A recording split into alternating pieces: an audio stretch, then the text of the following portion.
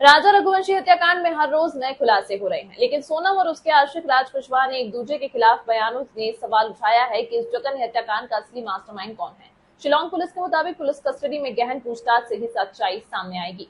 फिलहाल सभी आरोपियों को कोर्ट में पेश करने के बाद रिमांड पर लिया गया। राजू रघुवंशी हत्याकांड में मुख्य आरोपी सोनम रघुवंशी और उसके प्रेमी राज कुशवाहा एक दूसरे पर हत्या की साजिश रचने का आरोप लगा रहे हैं। मेघालय पुलिस के ऑपरेशन हनीमून को लीड करने वाले डीआईजी डेविस एनआर मार्क ने खास बातचीत में सनसनीखेज खुलासा किया।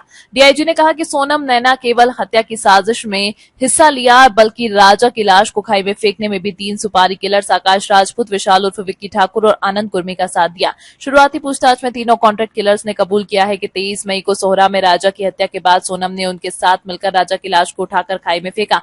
दरअसल सोनम और राज ने हत्या की साजिश में शामिल होने की बात तो कबूल की, लेकिन मास्टरमाइंड कौन था, इस पर दोनों एक दूसरे पर आरोप लगा रहे हैं। सोनम का कहना है कि साजिश राज ने रची, जबकि राज कहता है कि सोनम ने प्लान बनाया। मेघालय पुलिस के अनुसार सोनम ने प्रेमी राज कुशवाहा के साथ मिलकर हत्या की साजिश रची और 3 कॉन्ट्रैक्ट किलर्स को हायर किया।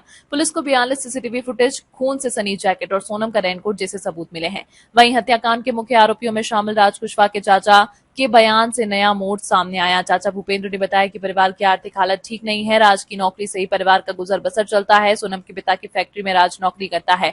इन हालातों में सोनम और राज के बीच प्रेम प्रसंग कैसे हो सकता है। वहीं राज की दादी का कहना है कि उसका पोता निर्दोष है, वह ऐसा नहीं कर सकता। क्या राज और उनके बीच में कहीं अफेयर था?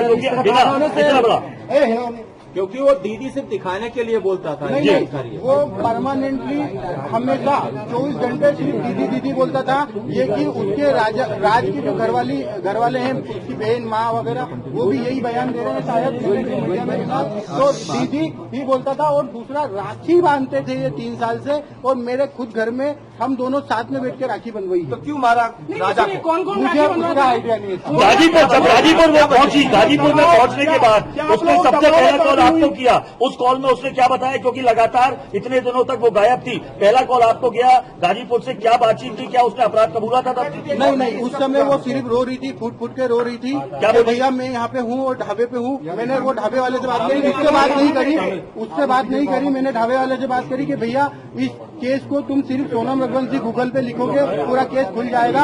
आप सिर्फ इसको नजदीकी थाने में भिजवा दो। उसने बोला मैं अकेला हूँ। तो मैंने सब चीजें अरेंज करके 2-4 थाने में फोन लगाया और मैंने पुलिस को वहाँ भेज के उनको अरेस्ट करवाया। उससे 2-4 बार मेरी बात हुई थी, मगर उसमें कोई मैं ये नहीं पूछ पाया कि कैसे क्या करना, कैसे क्या गिराने हुआ, क्या हुआ, क्योंकि वो फूट के रो रही थी और घबराई हुई थी।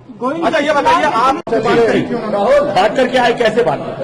गोविंद मेरे संपर्क में था और गोविंद ने जो है मुझे रात को 11 बजे बोला था, फोन लगा के भैया मैं इंदौर आ चुका हूँ मैं, अब एक काम करिए अब सारी मीडिया को जो है इन्फॉर्म कर दीजिए, कल आपके घर पे आ रहा हूँ मैं और सारे मीडिया के सामने आके बयान देना राजी हूँ मैं। मेरी बहन ने जो गलती करी है उस गलती की सजा, उसको सजा मौत मिलना चाहिए। मैं आपके साथ खड़ा हूँ मैं, क्योंकि मेरी बहन ने जो गलती करी है उस गलती के कारण जो है अपने भाई अपना पैसे अपने से दूर चले गए।